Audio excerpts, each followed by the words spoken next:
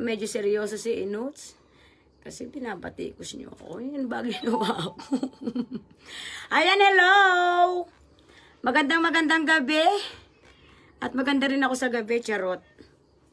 Ayan, hello everyone. Kung kinangin mo dayo, huwag kang magkokomento dito. Tumahay ka dyan kung gusto mong tumahay, ha. Ang ina mo, bahol. Busan mo nga ito. Ay, walang laman. Ayan, hello everyone. Hi, madam. Hello, Jershel Lantaco. Ayan, shoutout sa inyo, mga inutil. Shoutout sa inyo. Kayo talaga, ito mga ika-inuts ko, bakit kayo ganyan? Bakit niyo ako inaano? Hindi ko naman kayo inaano, ha. O, diba? Shoutout sa iyo, Patrick Jorel Alhambra Herrera. Shoutout sa iyo. Ayan, shoutout sa iyo, and I love you too, Angela B. Goyena. Goyena, shoutout sa iyo, kiningina mo, gonggong. Ayan, medyo seryoso tayo for today kasi ang dami niyong binabatong message, comment, na medyo nakaka-stress sa akin. Alam niyo, pero hindi naman super stress, ha. Siyempre, mahal ko kayo, so gusto ko lang din marinig yung panig ni Inuts. Kasi yung ano nyo, Inuts, sumagot ka, wag ka mang-deadma. Inuts, bakit di mo yung sinipot si Ate Ethel? Inuts, marami. Sasagutin natin lahat ng question nyo. Dahil nga sabi ko, ay nako, kaya magigigil ako sa inyo. Kung hindi ko lang kayo mahal, wala ako dito ngayon. Palibhasa, syempre, mahal ko kayo at nag-iintay kayo ng komento ni Inuts, kaya nandito ako. And of course, bago tayo magsimula mga inutil, masayang-masaya ako kasi nagkapatawaran na ang aking boss na si Sir Wilbert Tolentino at saka si Ate Ethel Buba. Para itong pagla-live ko, hindi para dumagdag sa mga problema, nag-live ako para laman sa mga sumusuporta sa akin. Dahil alam ko nag-iintay kayo ng sagot ni Inutil. O diba? Alam niyo naman ako, nag-iisip muna ako bago ako magkomento. Nag-iisip ako bago ako magsalita. Kasi nga ayoko rin magbitaw ng salita na, alam mo yon na ikadudumi ko rin, nakaiyaano ko. Si Inutil may utak. Okay? May utak si Inutil. Ayan, hello, 57.5. 58.8 thousand viewers. Ayan. Happy ako. Katulad na sinabi ko, happy ako. Nagkapatawaran na ang aking manager na si Sir Wilbert Tolentino at si Ate Ethel Buba. Ito para lang sa akin to, ha. Para sa mga sumusuporta sa akin na naman nagku-question. Bakit ko raw hindi sinipot si Ate Ethel Buba? For the first place, mga inutil, alam nyo na wala akong alam sa mga ganito. Huwag nyo akong batuhin. Sasabihin nyo, alam nyo, doon ako nag-ano eh. Doon ako nag-ano na, bakit naman inuts? Porket nakilala ka na, hindi mo na sila sinipot. Hindi ganun kadali. Mga inutil, subukan yung pumuwesto sa pwesto ko ngayon. 'Di ba? Kasi nga ika nga mga inutil, alam nyo yon, ika nga, syempre, bago pa lang ako rito. Bago pa lang ako dito sa larangan ng ng vlogging industriya ng mga pisa, itong ngayon na nandito ako. So ngayon, syempre, yung nangyari kasi yun, ito ipapaliwanag ko lang. That time, nagla-live ako, diba? Nakita nyo naman yun, nagla-live ako. Nagla-live ako that time. And then, nagulat na lang ako kasi, nagulat na lang ako, biglang kumalampag yung pinto. Nagulat na lang, ano ba yan? Alam mo yun, kahit seryoso kami, isang gunggong talaga rito lang. May abi na. Doon ka manood sa kabila, tatadya ang kitalan. Alam mo yun nga, kasi syempre mga inutil para sa akin may iniingatan kasi kung management. Kasi nakalagay sa kontrata namin ni Sir Wilbert yun na hindi ako pwede basta-basta mag-ano at kailangan dumaan lahat sa kanya. Sa mga nag-ano dyan na sinasabi na dapat sumilip ka man lang o ano, hindi sila binastos. Unang-una sinabi, sandali, kasi naka-live ako. Siguro mapapanood niyo sa previous live ko, nakaraan na nag-ano kami. Inuman ba yun, no? Nagiinuman tayo nun, ano? Mapapanood niyo yun. Nagulat ako, bigla akong huminto. Alam niyo yun, yung nangyari. Nagkaroon ng kalabugan dito sa pinto namin. So, hindi nabigla ang tao namin dito, especially si Ronnie na kasama ko, kasi siya yung pinagbilinan. So, hindi ako suplada, wala akong ano, ginalang ko lang talaga yung management na naghahawak sa akin. Walang masama sa ginawa ko at hindi rin ako Hindi ako salbahing tao. Alam niyo yan, hindi ako salbahing tao. That time nabigla lang din ako kasi nga nung nakaraan kasi nung unang-unang punta nila Ate Ethel Buba, nila Donita, biglaan yon. Biglaan yun mga inutil, ang init ng pagtanggap ko sa kanila. Dahil syempre na-overwhelm ako eh. Alam mo yun, ako yung pinuntahan ng tao. Kumbaga nakikita mo lang sa TV, ngayon pinuntahan ka, binili nila yung damit ko. Pero wala akong idea sa mga vlogging. Alam nyo yan. Wala akong idea sa mga vlogging. Wala akong idea. Binili nila yung damit ko just to clear lang ha. Ano ba yun? Ang hirap pala mag-English. Pero lilinawin ko lang, yung binilan nila sa akin is worth tama si Sir Wilbert. Is worth 21,000 actually, 20,400 yon. And then sabi ko, ayoko na talagang pabayaran.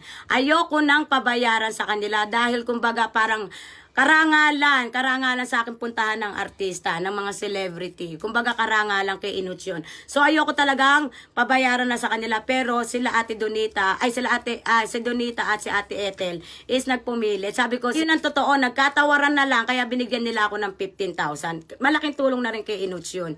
Kumbaga pambili ni rin ng gamot at diaper ni nanay para sa akin yun. Pero hindi ko alam na etong magiging issue pala itong, alam mo yun, yung, kasi that time kasi, mga inut, wala naman talaga akong alam kung Diyos ko, kahit sino nga pwede pumunta sa akin, hindi rin nagbabawal si Sir Wilbert na makapag-collab ako kahit sa mga sinong vlogger. Pero kailangan dumaan sa kanya, courtesy call man lang.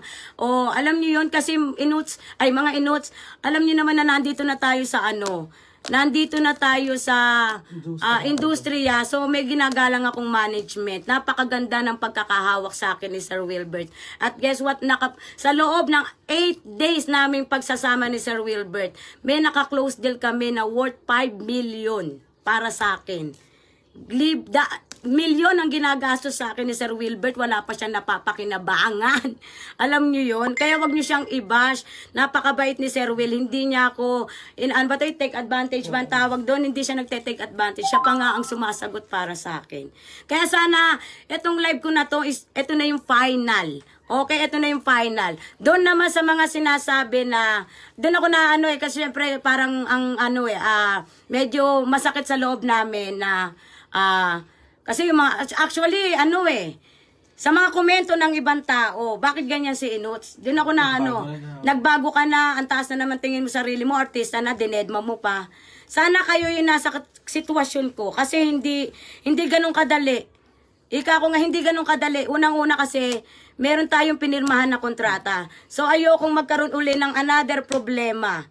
Alam niyo yon, kaya lahat ng sinasabi sa akin is sumusunod lang po si Inutil. Wala akong intensyon manakit ng kapwa ko. Number one, yung wala akong intensyon. Pero meron akong pinoprotektahan. Pinoprotektahan ko yung sarili ko, pamilya ko, at saka yung taong tumutulong sa akin. Sana maintindihan nyo yun. Pero never ako nagbago. Never nagbago si Inutil. Sana after this live, kasi nagkapatawaran, kasi magkaibigan yun magkumari pa, si Ate Ethel at saka si Sir Wilbert. Nagkapatawaran na sila. Pero itong mga komento nyo nga na, kala mo naman Inuts kung sino ka na, si Ethel Buba na yan, tinabla mo pa. Hindi ganun kadali. Di sana, ikaw na lang pumunta rito. Ikaw umupo. Tapos, naku, nanggigigil ako sa inyo Kasi una talaga mga Inutil, yung pagbablog namin na yon, biglaan yon. Walang plano doon. Talagang ilang content yun mga Inutil. Ngayon pa lang ako nagkakaalam. So sana maintindihan nyo kasi meron din akong, syempre si Sir Wilbert, pinoprotektahan niya ako. Kailangan ko rin din siyang protektahan. Okay mga Inutil, yung pagpunta nila Ate Ethel dito, yun nga parang wala akong alam doon. Kahit yung inuman nga, hindi ko alam na vlog na pala yun Wala akong alam doon mga Inutil. Na meron pala pwedeng maging kaso doon dahil syempre inuman, di ba? Walang hindi ko alam na vlog na rin pala yon. Pati yung pag niya, yung lasing-lasingan is lang yon scripted lang yun, dumaan siya sa na lasing siya. Scripted yun. Wala akong alam doon. Alam niyo naman niya mga Inutil, saksi kayo, nagtitinda lang ako, nag-i-enjoy ako sa ginagawa ko. Hindi ko akalain na aabot ako sa ganitong sitwasyon. Pero hindi intensyon ni Inuts na mambastos ng tao kasi yun ang dating sa akin ng mga komento na lumaki yung ulo ko. Never lalaki ang ulo ko. Sa 2000, gusto ko nga lumaki kasi para tumaba ako dahil umiimpis ako, mga inutil. Alam niyo yun? Ang sakit lang kasi, alam mo ako na nagpapalala dito. Yung mga taong mahilig magkomento na wala naman sa mismong nangyayari, wala naman doon. Huwag kayong ganun, stop na ng mga bad comments sa magkabilang side. Kasi unang-una, dumidepensa lang kasi kayo sa mga taong nagkokomento. Pero ang totoo mga inots, tigilan nyo yan, hindi nakaka-healthy yan. Dapat maging masaya na lang tayo eh. Maging masaya na lang tayo. Never akong lumaki ang ulo at never mangyayari yung kay Madam Inuts. Never mangyayari. Alam nyo kung bakit? Kasi iniingatan ko, sarili ko, iniingatan ko mga mahal ko, iniingatan ko yung magiging namin ni Sir Wilbert. Kasi si Sir Wilbert napaka-humble niya, napaka-down to earth niya. Lahat para sa akin. Ako na nga ayaw tumanggap. Sa milyong-milyon ginagasto sa akin ni Sir Wilbert, biruin mo yun sa YouTube ko, nilinis niya YouTube ko. Ngayon, nag-iingat ako sa pagla-live dahil nga syempre hanggat hindi pa namo-monetize yung mga account ko, hindi ako kailangan magbitiw ng mga, alam niyo yun, hindi ako kailangan magbitiw ng mga words kasi nga, kailangan kong ma-monetize yung mga account ko. So, kaya nag-iingat ako. Hindi ko intensyon na may maksaktan, hindi ko intensyon na meron palang nagtampo sa akin, hindi ko intensyon yun. May sinusunod lang po akong management. Lahat ay pwedeng makipag-collab sa akin, lahat. Pero dumaan lang po kayo sa mga tamang proseso, especially of course yung courtesy call, kontakin niyo yung manager ko, may manager po tayo. Lahat ng mga gustong makipag-collab, mga endorsement, pwede po kayo doon. Pwede po kayo magtanong. Okay? Iyan lang po tayo. Happy lang po tayo. Kaila Ate Telbuba, kaila Donita. Alam nyo po yan kung ano yung init ng pagtanggap ko sa inyo. Ganun ko pa rin kayo tatanggapin. Pero this time kasi meron na po tayong management na humahawak sa akin. So ayokong gumawa ng ikasasama ko din. Alam niyo, syempre nagkaroon na tayo ng unang-una pa lang ako nagka-problema na, 'di ba? So ayoko uli gumawa ng isa pang problema dahil wala akong alam dito sa tutusin, wala akong alam dito sa mga nangyayari. Kumbaga syempre, katulad niyan, unti-unti na akong na-educate ng unti-unti na ako nalilinawan, ganyan, ganito, ganyan. Ngayon pa lang ako nagkakaalam. So ngayon syempre, iniingatan ko na magkamali. Sana maintindihan nyo, pero never akong nagbago, never akong nagsuplada. Yung sila Ate Ethel, tinaratos silang, hindi sila binastos ng pamilya ko, hindi sila inano. Kasi that time, nakita nyo, mapapanood nyo yun sa previous live ko, mga inutil, na nakaputi akong damit, na may biglang kumalampag at bigla akong huminto. Ayun yun. Pilit nilang binubuksan yung pinto namin. So, syempre, nagulat lang din ako, at saka syempre may mga tao rin ako dito na sila yung mananagot kay Sir Wilbert. Alam mo yun. Kaya sana wag na kayo magkomento ng mga magpalitan ng mga bad comment, good comment. Wag na. Happy na lang tayo. Pero pasensya na kayo ha. Pasensya na kayo kasi ang inaano nyo nagbago na doon ako nagagalit. Doon ako nagagalit kasi hindi ko naman kailangan talaga i-explain yung sarili ko. Pero habang nababasa ko yung mga comment nyo, Inuts, bakit ganyan? Parang ang sarap mo nang i-unfollow kasi lumaki na yung ulo mo. Hindi ganon. Meron na tayong management na sinusunod. Hindi na ginagalang ko lang yung mga dokumentong pinirmahan ko. Meron na kaming ni Sir Wilbert. Tsaka napakabait na tao ni Sir Wilbert. Napakabait na tao. Tsaka alam mo sa tutuusin, talagang kami nila Ate Ethel Buba, medyo lang meron nagkaroon lang ng misunderstanding na hindi naman dapat nang palakihin.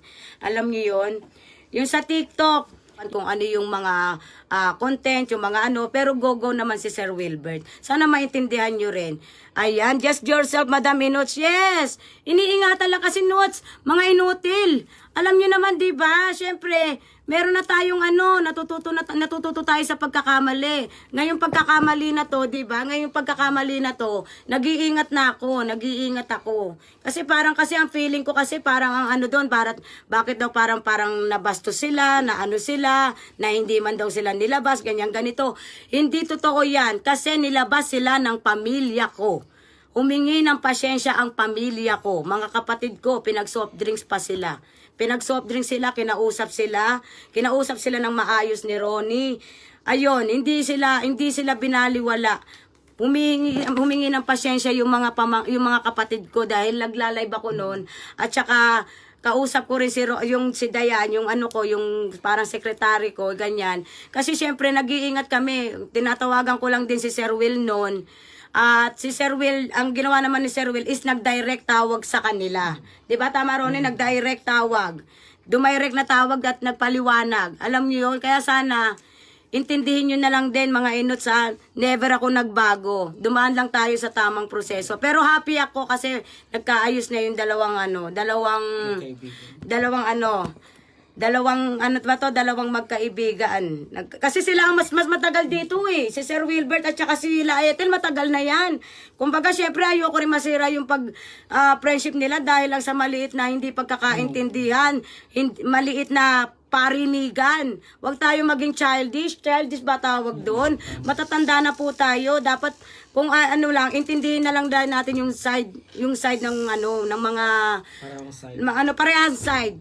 Kasi syempre kayo, mas nakakatanda kayo sa akin. Ako, baguhan pa lang. So ngayon, syempre, natakot ako. Hindi ko kayo nalabas. Dahil kumbaga parang, syempre, nagka-trauma na tayo, 'di ba? So ayokong mangyari uli yun.